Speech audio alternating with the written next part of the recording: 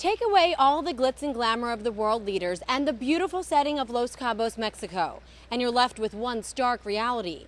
The world economy is struggling and something needs to be done now. The drinking will continue until the economy improves. This is much more than a silly t-shirt being sold on the sandy beaches of Los Cabos, Mexico. It's what people are thinking and feeling, both here and around the world. That's why leaders of the biggest economies are getting together to try to figure out how they can solve the economic problems that affect each of us. You know, big decisions happen on a big level and are filtered out for the rest of us. Things that'll happen with Europe are going to affect people's 401ks in Toledo. In this increasingly interconnected world, financial decisions made around the world have an impact in our area. It's not a zero-sum game. Experts say there is a way to grow the economy so everybody gains. It's not a question of winners versus losers or the United States versus some other country.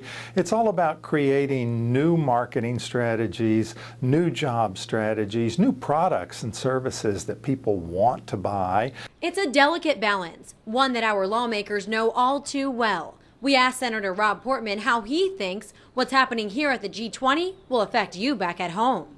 Wow, good question. The system that the United States has been known for over the years, which is a free market system, capitalism, has brought more people out of poverty than any system in the history of the world. It works, and we've got to get back to it. Bottom line, when there are jobs, there are dollars to spend in Toledo, Ohio, and in Mexico. A fact that's not lost on workers here. Right, we had to work too much. And Ray Wood, president of UAW Local 14, says it's not just working harder, it's working smarter. Global competition is real and it's serious. So whether you're a worker at Jeep in Toledo or a worker here in Los Cabos, Mexico, we all have one thing in common. A global economic recovery is critically important, and this is a critical time. Tonight, the world is watching. Traveling with the president at the G20 summit in Los Cabos, Mexico, Jacqueline Policastro, 13 ABC Action News. It's a really great question. Why Mexico? Mexico is an emerging market. The country still has work to do, but Mexico has made progress. Enough progress for world leaders to choose to come here to talk about the economy. The music is playing. The welcome signs are up. Officers line the roadways, their guns out, because the leaders of the largest economies in the world are in Mexico. We're excited to receive all these important people here. Hospitality workers tell me their job is more important today. They know they're representing their nation, and the power players are watching. Just a few places around the world have the opportunity to sponsor it. So now we are making everything to be a good sponsors with the G20. American tourists relaxing on the beach say they didn't even know the G20 was set for Los Cabos, Mexico until they arrived for vacation. The leaders need to get together and kind of figure out how to make sure things like what happened don't happen again, and slow growth is better than no growth, and so I think it's a great thing. Yeah. World leaders will be talking about how to quiet the European financial crisis and ultimately improve our economy at home, bringing jobs back to Toledo. Here in Mexico, there have been big increases in the standard of living overall, but there are still big problems, drug and crime issues. There's still poverty beyond these hotel walls. Vendors sell plates, hats, and scarves for just a few dollars each to get by. Some Mexicans, like Martin Campos, say they need answers from the G20. Our economy depends too much from USA, and when USA is going down, we have to go down too, 10 years ago, when this place was in the best times, we had many people coming from USA, from Europe, but no more. We're all connected in this world economy. When we succeed, so do people like Martin, and that's what world leaders meeting here are trying to promote.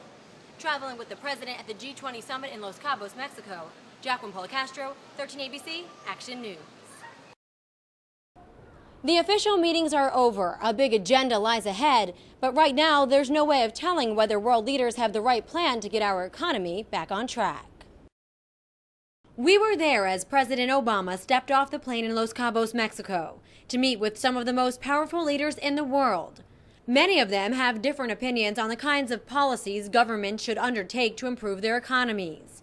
President Obama told us he tried to do what he can to make it more likely that European leaders will be forceful when dealing with economic issues. The challenges facing Europe will not be solved by the G20 or by the United States. The solutions will be debated and decided appropriately by the leaders and the people of Europe. So this has been an opportunity for us to hear from European leaders on the progress they're making and on their next steps. Leaders say they want strong economic growth, but they don't all really have a strong sense of agreement on exactly how to achieve it. We support Europe. We want more Europe, not less. We don't want less integration. We want more integration, not less collaboration, but more collaboration. Our country has plenty of financial problems, but this summit was not just for talking about the economies that are too big to fail, but for developing places like Mexico and even smaller economies too.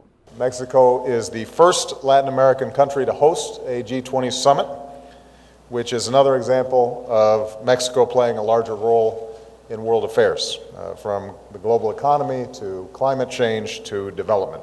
The G20 summit didn't deliver any groundbreaking agreement on how to fix the economic problems that face the globe, but there's now a framework, one that world leaders and our president say they're committed to achieving.